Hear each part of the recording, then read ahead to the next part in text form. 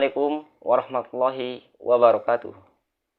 Perkenalkan, nama saya Kristopal dengan nomor induk mahasiswa 14 2021 012 MK AIK 1B. Di sini saya akan menjelaskan tentang dasar-dasar akidah dan ibadah. Dasar-dasar akidah. Akidah dalam bahasa Arab, akidah berasal dari kata aqodah, yakidu, dan akidatan, yang berarti ikatan yang kokoh, yang menjadi satu kesatuan yang tidak bisa dipisahkan satu sama lainnya. Adapun akidah secara syarat terbagi menjadi dua. Yang pertama itu i'tiqadiyah, yang kedua amaliyah. Misalnya sumber-sumber akidah Islam adalah Al-Quran dan As-Sunnah.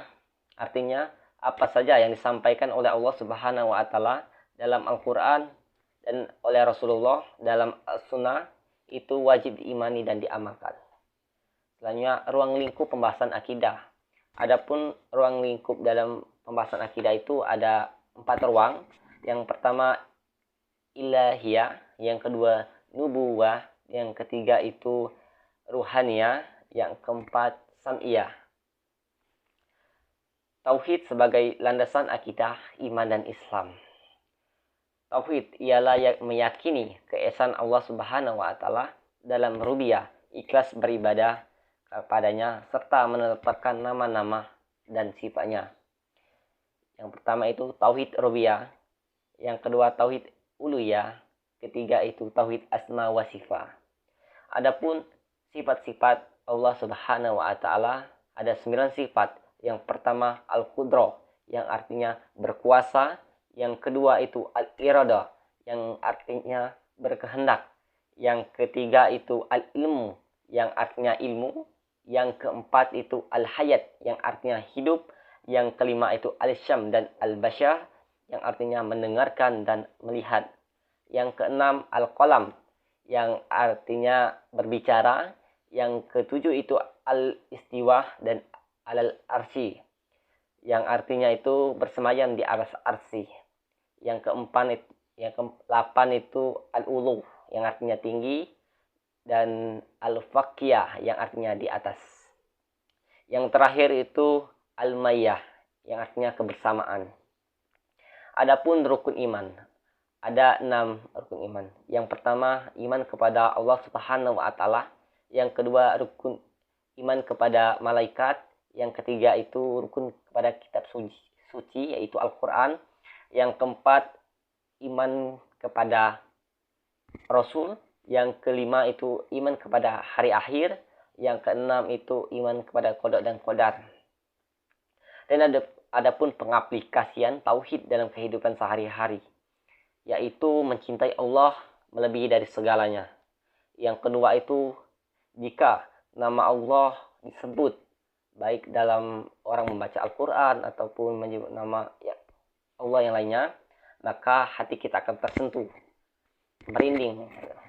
Yang ketiga itu rela dengan hukum Allah dan Rasul. Yang keempat itu melaksanakan ajaran secara totalitas. Yang kelima itu istiqomah dalam keislaman sampai akhir hayat. Yang keenam itu menghindari perbuatan yang menjerumuskan kita ke dalam kesyirikan. Dan adapun 2 kalimat syahadat berpengaruh kepada 3 unsur. Yang pertama itu terhadap hati kita, yang kedua itu terhadap akal kita, yang terakhir itu terhadap jasad kita. Dan adapun hal-hal yang bisa membatalkan 2 kalimat syahadat kita. Yang pertama itu bertakwa kepada yang bukan Allah, bukan kepada Allah. Ibaratkan syirik itu. Yang kedua itu syirik pada Allah, yaitu syirik. Yang tiga, tidak mengakui semua nikmat yang telah diberikan itu, tidak mengakui itu bahwa dari Allah. Itu bisa membatalkan dalam 2 kalimat syahadat kita masuk Islam. Yang keempat, beramal dengan tujuan bukan karena Allah. Yang contohnya itu ada orang beramal, ya tapi niatnya bukan karena Allah, tapi dia ingin memamerkan kepada temannya agar terlihat baik gitu. Ya, lanjut. Yang kelima itu menetapkan hukum tidak berdasarkan hukum Allah. Yang keenam memperolok-olok Al-Quran dan as-sunnah. Yang ketujuh itu menghalalkan yang haram dan mengharamkan yang halal. Contohnya itu pacaran. Karena dalam Al-Quran pacaran itu haram. Sedangkan di dunia, di Islam itu, terutama di Palembang, banyak anak-anak remaja-remaja sekarang pacaran. Sedangkan pacaran itu telah dijelaskan dalam Al-Quran bahwa itu haram. Sedangkan kita sebagai pemuda banyak yang pacaran. Berarti artinya kita menghalalkan yang haram. Itu bisa membatalkan 2 kalimat syahadat kita. Untuk menghindari ataupun buat teman-teman yang telah sudah pacaran, telah mengalami di kemudian hari telah ibarat telah putus pacaran, bahwa dia belum mengucap 2 kalimat syahadat dan dia tidak tahu bahwa 2 kalimat syahadatnya itu batal. Sebaiknya buat menghindari 2 kalimat syahadat kita batal, sebaiknya kita setiap hari itu membaca 2 kalimat syahadat. Yang lanjut, yang ke-8 itu tidak mengimani Al-Quran secara utuh. Yang ke-9 itu mengangkat orang kafir menjadi pemimpin kita. Itu tidak boleh. Yang ke-10 itu suka menyekutukan Allah. Yang ke-11 itu mengingkari asma-asma Allah. Yang terakhir itu beribadah bukan karena Allah. Contohnya itu ada orang ibadah tetapi niatnya bukan karena Allah, tetapi hanya untuk dilihat orang banyak agar dibicarakan bahwa dia soleh, dia itu. Maka itu perbuatan yang tidak boleh. Sebaiknya kalau bisa kita sholat, beribadah itu tidak ada yang tahu. Kalau bisa tidak apa-apa, asal niat. Dia itu sholat itu tergantung niat kita. Walaupun di tengah orang, tengah rame, walaupun kalau niat kita hanya Allah Subhanahu wa Ta'ala, maka itu baik. Tetapi walaupun sepi, seperti masjid di kampung saya, seperti itu ya, kita sholat, tidak ada orang dalam masjid itu, kita sholat sendirian dan ada orang lewat. Nah, niat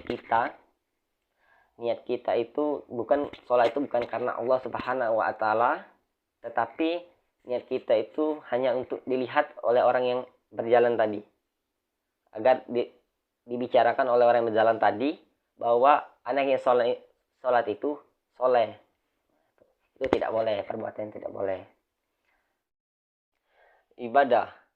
Ibadah bukan hanya sholat, zakat, puasa, haji semata. Ibadah adalah segala perkara yang dicintai oleh Allah Ta'ala, berupa perkataan yang nampak maupun tidak nampak. Dan ada pun tujuan dan sebab-sebab ibadah. Yang pertama, sebagai cinta kita manusia kepada Sang Pencipta, yaitu Allah Subhanahu wa Ta'ala. Yang kedua, sebagai tanda tunduk dan patuh kita kepada Sang Pencipta. Yang ketiga itu sebagai tanda disiplin. Yang keempat itu sebagai mendekatkan diri kepada Sang Pencipta. Yang terakhir itu sebagai komitmen kita sebagai umat muslim, kewajiban dan larangan kita. Yang terakhir itu macam-macam ibadah. Macam-macam ibadah yaitu sholat, zakat, puasa, dan haji. Mungkin itu saja yang dapat saya sampaikan. Lebih dan kurang saya mohon maaf. Apabila ada kebenaran itu hanya datangnya dari Allah dan kesalahan hanya datang dari saya mohon maaf dan saya akhiri. Wabillahi taufiq wal hidayah. Wassalamualaikum warahmatullahi wabarakatuh.